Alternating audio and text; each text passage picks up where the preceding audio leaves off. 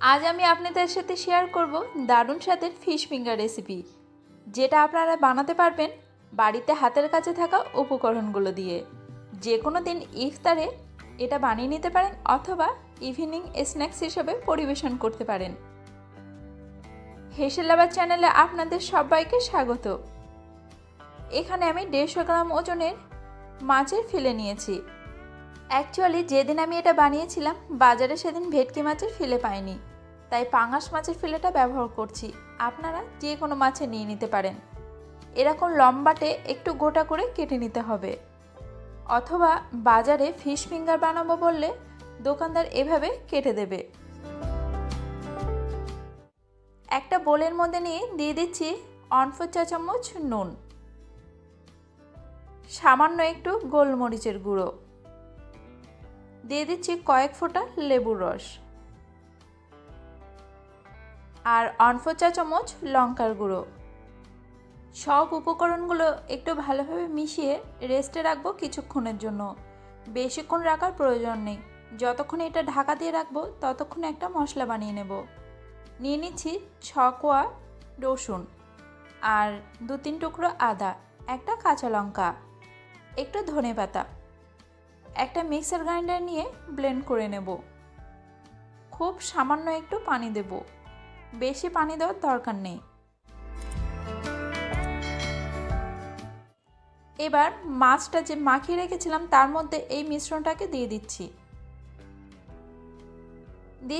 1/4 চা চামচ জিরের গুঁড়ো, আর 1/4 চা চামচ গরম মশলার গুঁড়ো, 1/4 চা চামচ চাট মশলা। এই চাট মশলাটা সম্পূর্ণই অপশনাল, চাইলে দিতেও পারেন অথবা নাও দিতে পারেন। ভালোভাবে মিশিয়ে নিয়ে 1 চা চামচ তেল দিচ্ছি, দিয়ে খুব ভালোভাবে এবার সব উপকরণগুলোকে মিশিয়ে নেবেন। আর ঢাকা দিয়ে রাখবো 15 থেকে 20 মিনিটের জন্য। এদিকে একটা বোলের মধ্যে একটা ডিম ফাটিয়ে নিচ্ছি, দিয়ে দেবো সামান্য একটু নুন। কেউ যদি ডিমটা ব্যবহার করতে না চান সেক্ষেত্রে আপনারা এখানে কর্নফ্লাওয়ার অথবা ময়দার একটা নাও পাতলা নাও ঘন ব্যাটার বানিয়ে নিতে পারেন।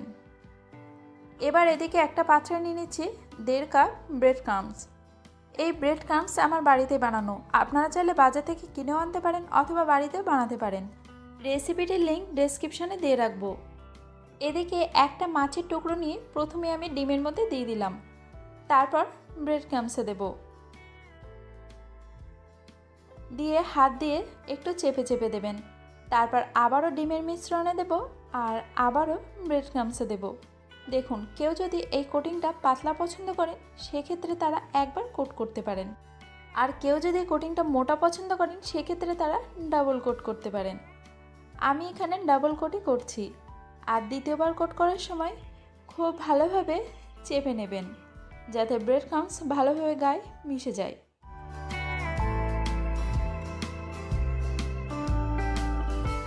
একইভাবে আমি সবগুলোকে বানিয়ে নেব। তারপর এদিকে একটা কড়াইতে তেল বসিয়ে দিচ্ছি।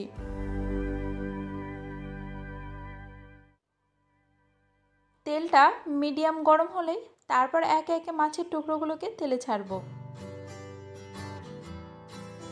তেলটা কিন্তু খুব বেশি গরম করবেন না, মিডিয়ামের থেকে একটু বেশি গরম।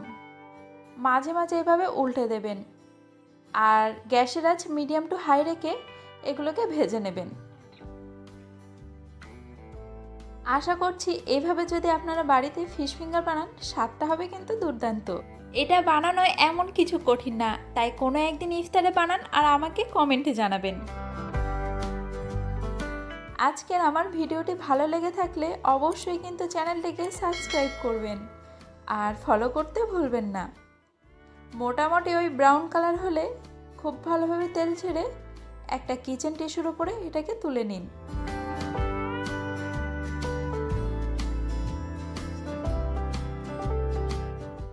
ইতিমধ্যে আমি ইফতারের স্পেশাল মসুর ডালের পেঁয়াজু রেসিপিটি শেয়ার করেছি, লিঙ্ক ডেসক্রিপশনে দেওয়া থাকবে। কিসের রেসিপি আপনারা দেখতে চান আমাকে কিন্তু কমেন্টে জানাতে ভুলবেন না। দেখা হবে পরবর্তী নতুন কোনো রেসিপি নিয়ে।